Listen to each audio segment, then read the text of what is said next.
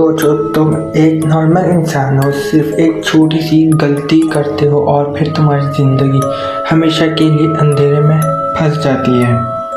ये कहानी है एंड्रयू की, एक ऐसा लड़का जो सिर्फ क्यूरियस नहीं था बल्कि सच जानने के लिए अपनी जान तक रिस्क में डाल देता था।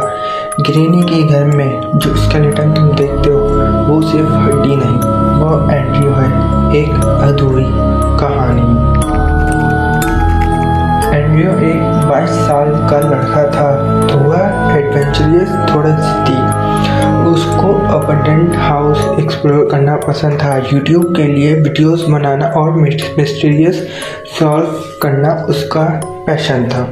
लोग उसे कहते थे तुम एक दिन किसी मुसीबत में फंस जाएगा, लेकिन एंड्रयू हमेशा हंसता था, ट्रूथ फाइंड करना ही मेरी लाइफ है।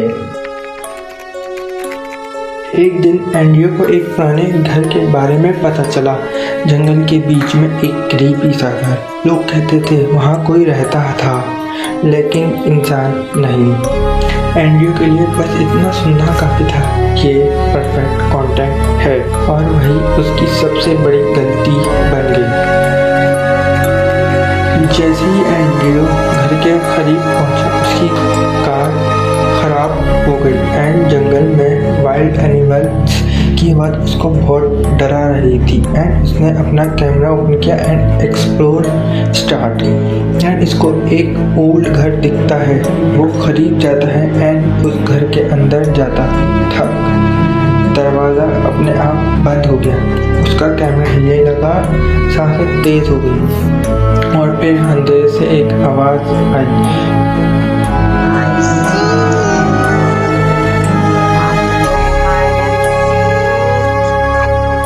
ग्रैनी उसको देख चुकी थी एंड ग्रैनी ने उस पर अपने बैट से अटैक कर दिया। एंड्रयू ने तुरंत समझ लिया ये कोई नॉर्मल जगह नहीं है। उसने हर रूम सर्च किया, कीज कलेक्ट की, पजल सॉल्व किए, हर स्टेप पर मौत उसका पीछा कर रही थी।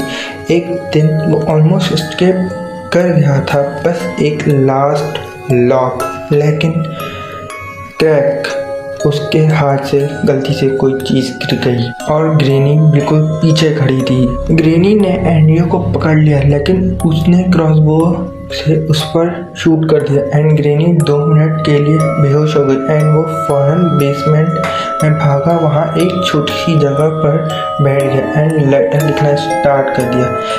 This is my first day in this house. She chased me wherever I go. I am quite injured and my body hurts. The only thing I remember before I woke up in the house is that I was driving when my car suddenly broke down. I went out to see what the problem was when someone suddenly hits me in the head. I have managed to open a pair of locks on the front door, but that's all. Why does she do this? I hope no one will experience the same thing as I do. If I do not survive this, and if someone finds this message, I have noticed that she something hides things inside room. ये मेरा 5वां दिन है इस घर में and वो मुझे हर जगह चेज करती है एंड मेरी बॉडी बहुत ज़्यादा दर्द कर रही है और जगह जगह चोट लगी है। और आई रिमेंबर जब मैं यहाँ आ रहा था, सडनली मेरी कार ब्रेक डाउन हो गई। मैं यहाँ पे प्रॉब्लम देखना चाहता था लेकिन तभी मेरे पीछे से किसी ने बैट से हमला कर दिया। मैंने बहुत कोशिश की कि लॉक्स खुल जाए डोर का, लेकिन नहीं हुआ। उसने मुझे आखिरकार पकड़ लिया और जिसको भी ये लेटर मिले, मैं उसे एक बात कहना चाहता हूँ कि वो फ्रूट्स के अंदर कोई चीज़ छुपाती है। जैसे उसने ये लिखकर बाहर गया, वैसे ही ग्रैनी ने उस पर हमला कर दिया। उसके बाद क्या हुआ किसी को कभी पता नहीं चला, ना चीख ना आवाज़, सिर्फ खामोशी। और फिर एंड्रयू हमेशा के लिए गायब हो गया।